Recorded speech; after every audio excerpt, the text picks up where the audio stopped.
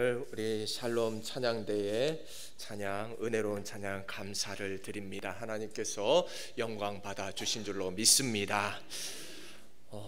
중앙재난안전대책본부는 코로나 바이러스의 이 방지를 위해서 이렇게 확산되는 것을 막는다는 이유로 지난 금요일 밤 6시부터 교회 안에 모든 이 정규 예배 이외의 소모임들은 다 금지를 시켰습니다. 일체 가지지 못하도록 만약 모두 이렇게 금지를 했는데도 어긴다면은 300만 원의 벌금을 물리고 또 이렇게 교회를 폐쇄시키고 아예 예배도 드리지 못하겠다라고 했습니다. 여러분, 코로나가 시작될 때부터 계속해서 이미 수차례 말씀드린 대로 분명 여기서 끝나지 않을 것이다, 그렇게 말씀을 드렸는데 우려했던 일들이 이제는 현실로 나타나는 그러한 시대를 우리가 살아가고 있습니다. 그동안 교회들이 정부에 협조를 한다고 하면서 교회가 이 땅에 존재하는 목적인 이 예배를 우리가 너무 쉽게 양보해 주었고, 또 이 정부에서 하라는 대로 또 하다 보니 정부에서는 그런 생각이 들었지 않나, 이런 생각을 해봅니다. 교회가 하라는 대로 다 하는구나, 시키면 다 하는구나, 이런 생각을 하면서 교회를 좀 만만하게 보는 그런 계기가 되지 않았나, 그런 생각을 해봅니다. 이렇게 하나둘씩 양보하다 보면은 결국 마지막에 가면은 그들이 원하는 것은 교회 문 닫으라는 것이죠. 우리가 그토록 소중하게 생각하는 예배조차도 마음대로 드릴 수 없는 날이 올 수도 있겠구나라는 생각이 드는 것입니다. 여러분, 그동안 우리는 너무나도 은혜로운 환경 속에서 오랫동안 있다 보니 우리가 잊고 있었는데, 기독교는 원래 박해를 받고 핍박을 받는 종교였습니다. 그리고 지금 우리나라 주위의 국가들만 보더라도 북한은 말할 것도 없고, 북한에서는 자신이 그리스도인이라고 하면은 아예 대놓고 얘기하면은 죽는 것이죠. 그리고 중국에서는 시진핑 때부터 시작해서 이제 교회를 핍박하고 점점 그것이 더 심해져서 이제는 옳은 교회는 남아있지 않는 것이죠. 옳은 교회는 살아남을 수가 없고 이제 정부에 협조하는, 정부에 협력하는 그런 교회만 살아남을 수 있다 하는 것입니다. 여러분, 그런데 불과 1년 전만 하더라도 정말 우리가 상상조차도 할 수 없었던 일들이 지금 이 땅에 일어나고 있지 않습니까? 비록 코로나 바이러스 때문이라고는 하지만 정부에서 직접 나서서 교회에서 모임을 하라 하지 마라 하면서 지금 모두 금지시키고 있는 일들이 지금 이 땅에서 일어나고 있다라고 하는 것입니다. 요즘에 와서 요즘 정말 생각이 드는 것은 역시나 당연한 것은 하나도 없고, 우리가 지금까지 생각해왔던, 당연하게 여겨왔던 것들이 하나도 없다, 영원한 것도 하나도 없다라는 것을 깨닫게 됩니다. 여러분, 저는 지금의 이 상황들을 바라보면서 초기 기독교인들이 받았던 그 박해들, 그 핍박들이 너무 닮아있지 않나, 지금의 이 상황과 너무 닮아있지 않나. 지금 우리가 겪고 있는 이 상황들은 초대교회 성도들이 겪었던 그 환난과 너무나도 닮아있다, 그런 생각이 드는 것입니다. 여러분, 어떤 분들이 이렇게 말할지 모르겠습니다. 너무 나간 거 아니냐, 지금 이 상황을 무슨 초대교회 박해와 비교를 하느냐, 이렇게 말을 할 수도 있겠지만, 여러분, 아직 무력이 사용되지 않아서 그렇지 오히려 사탄 마귀는 더욱더 교묘한 방법을 사용해서 우리를 무너뜨리려고 하고 있다는 사실을 우리는 알아야 되는 것입니다. 여러분, 사탄이 언제나 똑같은 전략을 가지고 나오는 것이 아니라고 하는 것이죠. 때에 맞게, 상황에 맞게 전략을 바꿔가면서 들고 나오는 것입니다.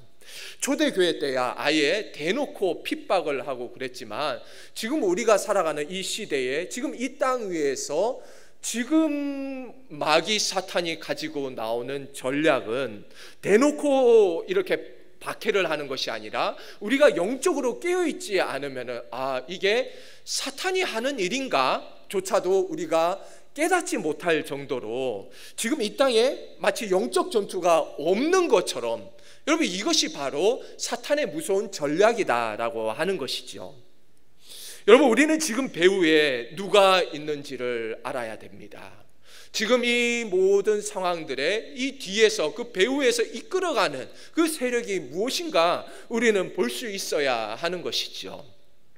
여러분 우리에게 주적 개념이 흔들리면 안 됩니다. 나라도 그렇고 우리에게 주적 개념이 이 사탄이라고 하는 우리 주적을 우리가 잊어서는 안 된다라고 하는 것이죠. 여러분 AD 64년 여름에 로마에 이 대화재가 발생하면서 이 로마의 황제 네로는 이제 민심을 두려워하게 되었습니다. 동요하면서 이제 이 화재가 일어난 것이 네로 황제가 했다라고 하면서 의심을 하게 되는 것이죠. 그러면서 이제 네로 황제는 자신이 뒤집어 쓸 수는 없으니까 누구를 지목하는가 하면은 바로 그리스도인들을 지목하면서 그리스도인들이 불을 질렀다, 이렇게 소문을 내는 것입니다. 여러분 아무 상관도 없는 그리스도인들을 방화범으로 몰아서 뒤집어 씌우지 않습니까? 그 결과 여러분 그리스도인들을 향한 사람들의 시선이 변하게 되었다 하는 것입니다. 사람들의 시선이 증오와 혐오로 바뀌게 되면서 그리스도인들을 죽여라, 이런 마음으로 바뀌게 되었다 하는 것이죠. 여러분 그래서 그리스도인들은 그야말로 희생양이 되어서 콜로세움에 끌려가게 되고 콜로세움에서 사자밥이 되기도 하고 또 이렇게 화형을 당하기도 한 그런 역사를 우리가 알고 있지 않습니까? 여러분 정말 그리스도인들이 불을 질렀나? 이것은 중요한 것이 아니었습니다. 진실은 중요한 것이 아닌 것이에요. 여러분 일반 백성들은 권력을 가진 사람들이 그렇다라고 하면은 그렇구나 하고 그냥 믿어버리는 것입니다. 어느 시대나 그런 것이에요. 여러분 지금의 상황과 너무 닮아 있지 않습니까? 얼마 전에 어떤 분이 미장원에 갔는데 어떤 다른 손님이 들어오면서 이렇게 말하더라는 것이죠. 교회 다니는 것들이 문제야, 교회 다니는 것들이 문제야, 그러더라는 겁니다. 너무 속이 상했는데 여러분 그러면서 마치 교회 때문에 이 바이러스가 퍼져나가는 것처럼, 확산되어 나가는 것처럼 교회가 문제라고 이렇게 막 이야기를 하더라는 것이죠. 여러분 이 말을 하는 이분이 그것이 팩트라고 사실이라고 그것을 검증하고 얘기하는 것일까요? 그걸 체크하고 그것을 알아보고 얘기를 하는 것이겠습니까? 여러분 그렇다면 그분은 왜 이런 생각을 가지게 되었을까요? 왜 교회가 마치 이 바이러스를 퍼뜨리는 것처럼 그렇게 생각하게 되었는가? 여러분 이것이 바로 미디어의 힘이라고 하는 것이죠. 연일 TV에서 라디오에서 계속해서 교회에서 퍼져나가는 것처럼 교회를 뒤집어 씌우다 보니까 여러분 사실 여부와는 상관없이 일반인들은 그 말을 들으면은 그 말을 받아들일 수밖에 없고 믿을 수밖에 없다라고 하는 것입니다. 여러분 그런데 사실 이보다도 더 큰 문제는 바로 우리 안에 있다 하는 것이죠. 여러분 솔직히 지금의 우리 한국교회를 어떻게 보고 계십니까? 과연 한국교회가 이 모든 어려운 상황들을 뚫고 나아가서 극복하고 이겨낼 수 있을까라는 의문이 든다 하는 것입니다. 저는 1000만이 넘는 성도수를 자랑한다고 하지만 한국교회를 바라볼 때 덩치만 커져버린 비만 아동과 같이 힘은 하나도 못 쓰고 있는, 그것이 지금 우리 한국교회의 현 주소가 아닌가, 이렇게 판단이 되어지는 것입니다. 여러분 현실을 너무 비관적으로만 보고 싶지는 않지만 지금 흘러가는 이 모든 상황들을 바라보고 분위기를 볼 때에 정말 답답한 것이죠. 마음이 너무나도 답답한 것입니다.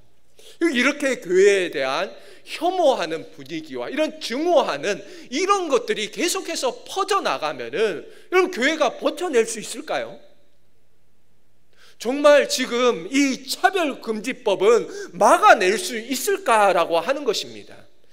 교회가 계속해서 이렇게 힘을 잃어가면 점점 힘은 빠져나갈 수 있는데 과연 교회가 버틸 수 있을까?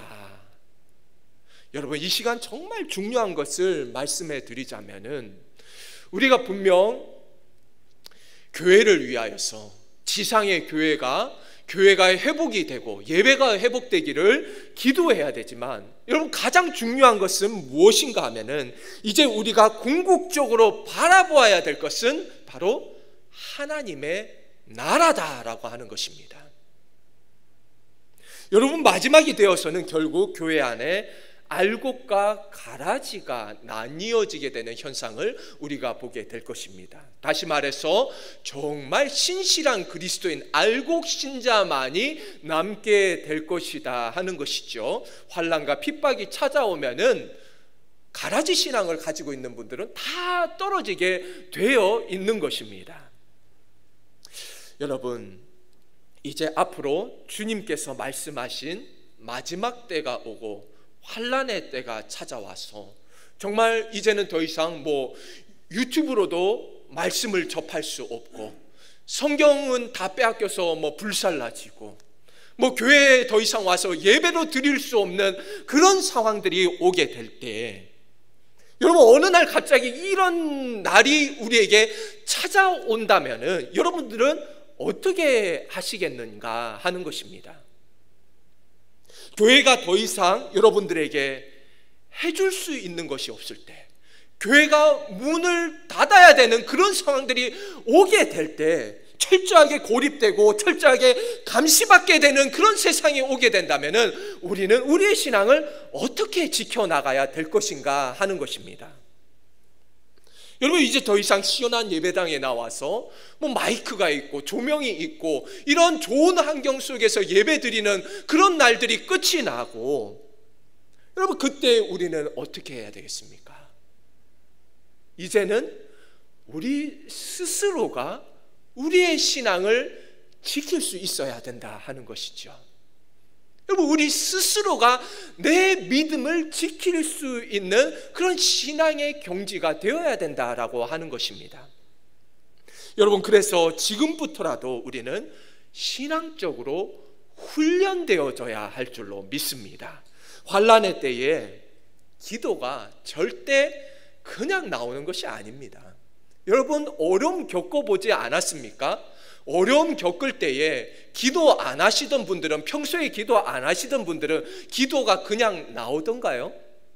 기도는 철저하게 훈련에 의해서 평소의 훈련에 의해서 나오게 되어지는 것이다 하는 것이지요. 여러분 그래서 우리의 기도가 이제 더 이상 그냥 우리 가족 행복하게 해주시고 잘 먹고 잘 살게 해주시고 이런 수준의 기도에 머물러 있어서는 안 된다라고 하는 것입니다. 여러분 우리의 기도가 이제는 하늘 보좌를 움직이는 기도가 되어야 할 줄로 믿습니다. 하늘 보좌를 움직이고 언제나 우리 주님을 독대하고 만나고 늘 주님과 교제할 수 있는 그런 기도로 우리가 한 단계 더 나아가야 된다라고 하는 것입니다. 여러분 이 코로나가 그저 힘들고 어려운 시절로만 끝날 것이 아니라 우리에게 전화위복이 되기 위해서는 여러분 바로 이때에 하나님께서는 우리에게 사인을 주시는 것입니다. 너희들 지금 훈련해라. 지금부터 너희들 기도의 훈련을 쌓아라. 환난의 때를 준비해라 라고 말씀하고 계시는 것입니다. 여러분 지금 우리는 아직 평안할 때에 늘 깨어서 주님과 연결되어 있어야 할 줄로 믿습니다. 성령의 임재를 깊이 경험하고 내 안에는 말씀이 살아있어야 하는 것이고 늘 말씀을 외워야 하는 것입니다. 그래야 환난의 때에 이 말씀이 우리가 버틸 수 있는 힘을 저희에게 공급해 준다라고 하는 것이죠.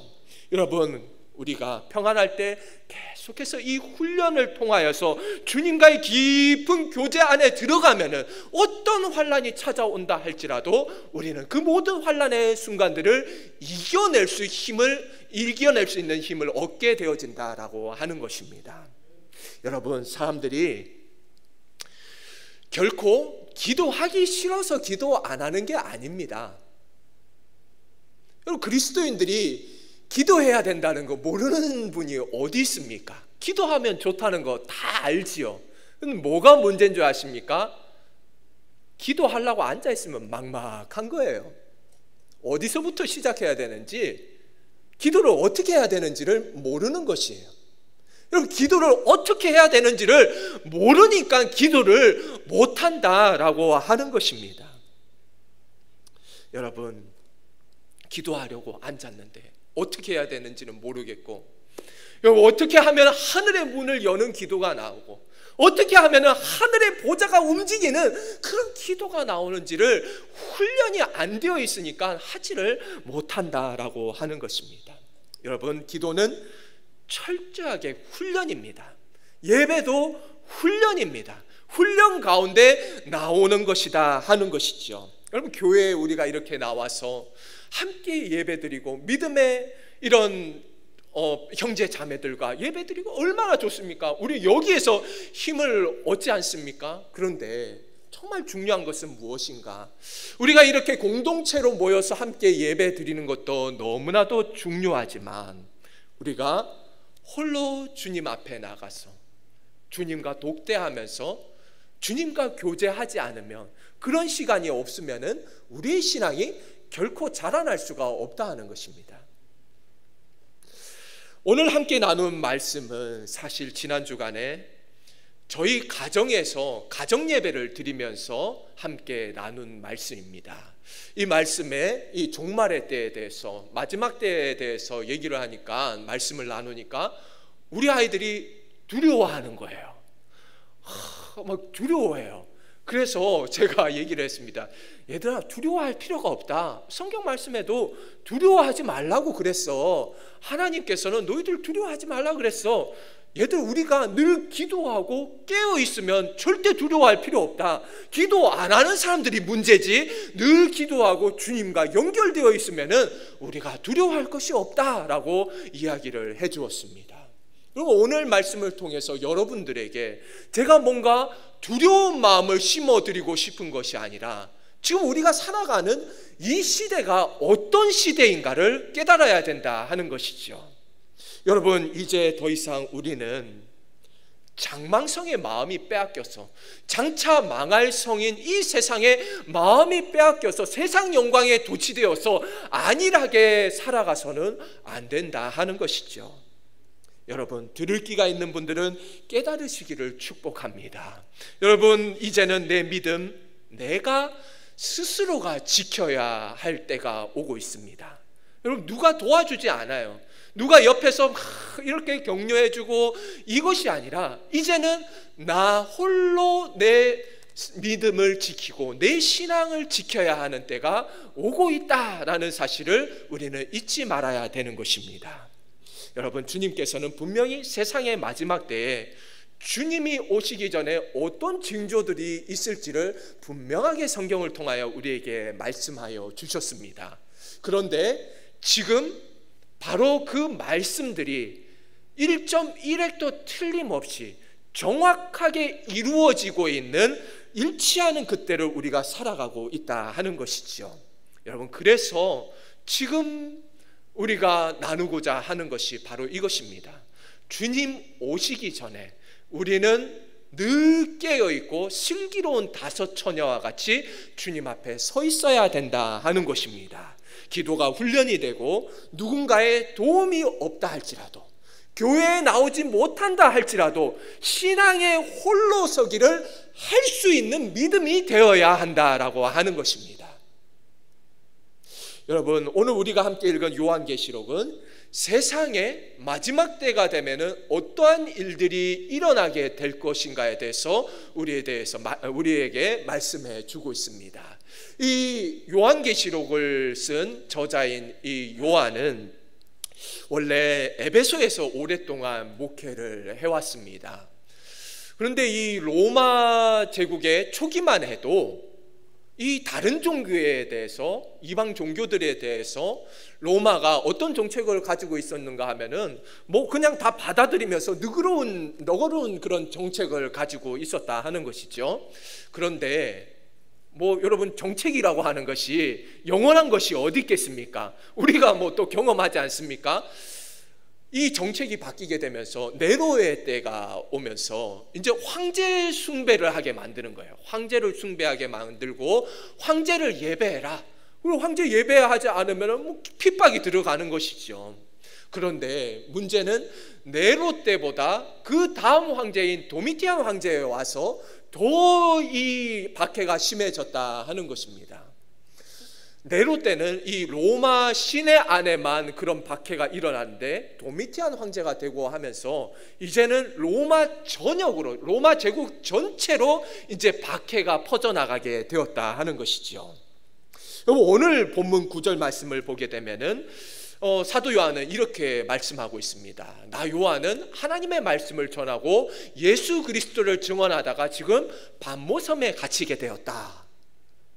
여러분, 로마에서 이제 더 이상 하나님의 말씀을 가르치지 마라, 예수에 대해서도 증언하지 말라 그랬는데도 사도 요한이 계속해서 하나님의 말씀을 가르치고 예수 그리스도의 증언을 하다 보니까 로마에서 가만히 있지를 않죠. 이 사도 요한을 잡아다가 고문을 하고 신문을 하고 pat모섬에다가 가둬버린 것입니다. 여러분, 요한이 요한계시록을 기록할 때만 해도 보통 학자들은 AD 90년으로 보고 있습니다. AD 90년 이후로 아마 95년쯤에 이 요한계시록을 쓰지 않았겠나 이렇게 보고 있습니다. 여러분, 그렇기 때문에 요한은 AD 95년이라고 하면은 예수님께서 AD 33년경에 이제 하늘로 승천하시지 않았습니까? 30년경에 승천하셨으니까 한참 지난 후에 이제 요한은 완전히 노사도가 되어버린 것이죠. 완전히 늙은 노사도가 되어버린 것입니다. 그런데 이제 늙은 노사도가 목회지도 다 잃어버리고 성도들도 잃어버리고 완전히 철저한 고독 속에서 섬에 혼자 고립되어 버린 것입니다. 여러분, 우리에게 교회 공동체가 얼마나 소중합니까? 여기 나와서 우리 믿음의 형제 자매들과 함께 예배드리고 이것이 얼마나 소중한가 하는 것이죠. 여러분, 가끔가다 이렇게 선교사님들 오셔서 얘기를 들어보면은 이 무슬림 지역에 가 있는 선교사님들이 다들 하시는 얘기가 주일날만 되면은 눈물이 난다고.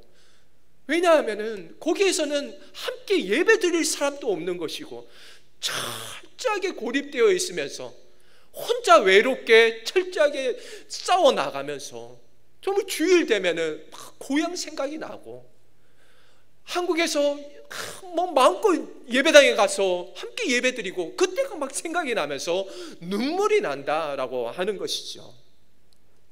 여러분, 우리 성도들에게 가장 고통스러운 것이 무엇인지 아십니까? 정말 가장 힘든 것이라 하면은 예배드리지 못하게 하는 것, 이게 제일 힘든 거 아니겠습니까? 내가 정말 그리스도인이라면은, 바른 그리스도인이라면 예배 못 드리게 하는, 그게 제일 힘들다라고 하는 것이죠. 왜냐하면은 우린 교회 나와서 예배 드리면서 하나님께서 힘을 공급해 주시지 않습니까? 그런데 이 힘을 공급받지 못하면 우리 힘을 내지를 못한다라고 하는 것이죠. 여러분, 사도 요한을 한번 생각해 보십시오. 이제는 목회지도 잃어버리고 함께 예배 드릴 사람도 없고 예배 장소도 빼앗겨 버리고 평생 복음만 전해오던 이 노사도가 이제는 섬에 홀로 갇혀가지고 이제 나는 무엇을 해야 되나, 이제 나는 이렇게 있다가 여기서 죽는 것인가. 여러분, 우리가 알아야 될 것은 요한도 분명히 흔들릴 수 있는 상황이었다 하는 것입니다. 요한도 그 마음이 충분히 흔들릴 수 있는 상황이었다 하는 것이죠. 여러분, 그런데 이렇게 철저한 고독 속에 있을 때 바로 오늘 말씀을 보면은 우리 주님께서 바로 이 사도 요한을 찾아와 주시는 것입니다. 요한을 찾아오셔서 다독여 주시고 만져 주시고 쓰다듬어 주시고 위로하여 주시고 격려하여 주시고, 너는 혼자가 아니야. 내가 너와 함께한다. 세상 끝날까지 내가 너와 함께하리라 하는 말을 너 잊었느냐? 내가 너와 함께 있었다. 지금까지도 함께 있었고 앞으로도 영원토록 너와 함께하겠다라고 말씀해 주시는 것입니다.